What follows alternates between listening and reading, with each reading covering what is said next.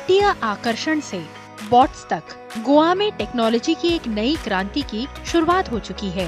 प्रधानमंत्री नरेंद्र मोदी के Bharat AI mission से प्रेरित होकर गोवा की डॉक्टर प्रमोद सावंत सरकार ने एआई मिशन 2027 लॉन्च किया है, जिसका मकसद राज्य में एआई को बढ़ावा देना और गोवा को भविष्य की चुनौतियों के लिए तैयार करना है। एआई मिशन 2027 के तहत गोवा सरकार का मुख्य फोकस कंप्यूटिंग क्षमता बढ़ाने के लिए ग्राफिक्स प्रोसेसिंग यूनिट स्थापित करने पर होगा, जिसके लिए गोवा एआई नीति बनाने पर जोर रहेगा।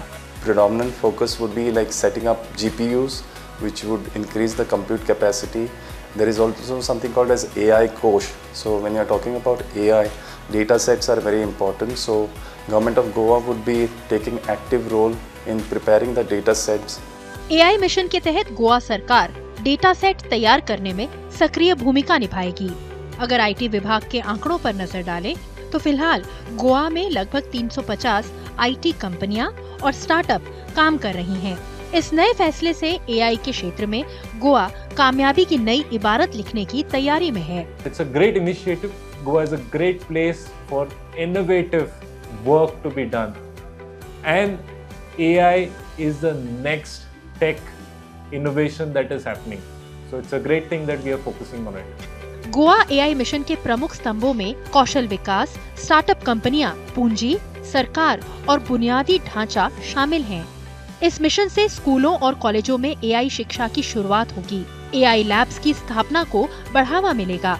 साथ ही गोवा की सांस्कृतिक और भाषाई विरासत को डिजिटल रूप से संरक्षित करने के लिए एक कोंकणी भाषा मॉडल तैयार किया जाएगा।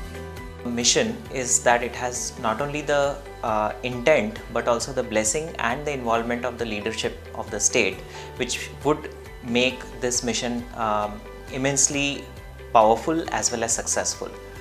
ये मिशन न केवल गोवा वासियों को एआई साक्षर बनाएगा, बल्कि एआई रचनाकारों की एक पीढ़ी को भी पोषित करेगा, जिससे गोवा राष्ट्रीय और वैश्विक एआई इकोसिस्टम में और अधिक मजबूत हो जाएगा। यानी समुद्र और सूरज के लिए मशहूर गोवा अब नवाचार और आर्टिफिशियल इंटेलिजेंस की लहरों पर भी सवार है।